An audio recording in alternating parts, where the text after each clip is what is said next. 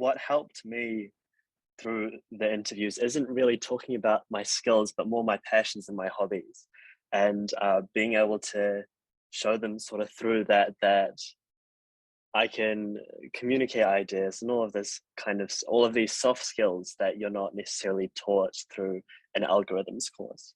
However, that being said, I think another one of the big things that secured me my internship was taking group projects during university. And if you're not taking group projects, there's the Create Camp that Summer of Tech does. I also did that, and that was actually a really big help as well. Any sort of work you can talk about where you worked as a team on a singular goal altogether, and preferably through some kind of agile scrum process that looks really, really good to the employers. Cenge 302 in particular is like perfect. So if you guys, if you can take software engineering 302 as a paper in your third year, please do. I took a kind of different approach to what I did. A lot of the employers were just asking for the ability to kind of learn how to do the job. They weren't expecting any prior experience. So what I did was, in the initial, I'd like read what their posting was about. In the initial interview, I'd be like, even if I didn't know anything about the role, I would kind of be like, yeah, I don't know, but I'm really keen to learn. And then they'd kind of explain a bit about it. And then when I have another interview with them or talk with them, or I'd send them an email and be like, hey, I've done a bit of learning on this sort of subject. So for like BNZ, they talked about Snowflake, how they're moving into Snowflake as a global data warehouse. And so when I had the speed interview with them, I brought that up, like, hey, I've started learning this, it's really cool. And they're like, oh yeah. And then we had like a huge long conversation about it. And that was kind of like what sealed the deal, that I could, I was keen to learn and pick up because I knew nothing about anything they were doing.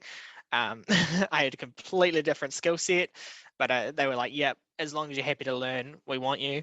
And that's, well, they've said for like all their interns, they will teach you everything you need to know, as long as you're happy to learn. I see my classmates freaking out, and I did too. That's fine. Oh, I don't have like I don't know, a big GitLab account or anything like that. I have nothing there either. I just have like a couple of uni projects, and then maybe some very, very small ones that I did with Udemy or other online courses, because there's stuff that we don't get from uni and there's no helping it, especially if it's like mobile content, for instance, right? And then it's just like you said, like you have to convince them that you are willing to learn, and most of them know that you don't know, you don't have that much experience, they just want to trust you to go and find it and figure it out, and they will even help you with that too. So that's like no point in panicking about it already. And like for building confidence when you are looking for the internship, one thing that took me a while to realize, I have to be like realistic about what I can do and what I cannot do, and then really go through all the vacancies there. Okay, this seems okay, but then if there's this one role that you feel it's asking for too much stuff, and if you feel that's going to be stressful, I don't care how awesome the company is supposed to be, your mental health should be first. So you don't have to match everything there. I try to aim for now maybe 70% at least. Before I would try 100, and that turns out it's not possible. No one knows everything, and I guess if you get 70, it's already a lot. You are lucky. And some will just say, okay, are you willing to learn? Yes. And then when I actually left, my internship ended, I did ask, like, why did you pick me? Because, well, it was the end. I could ask because I could not regret it anymore. I was done already.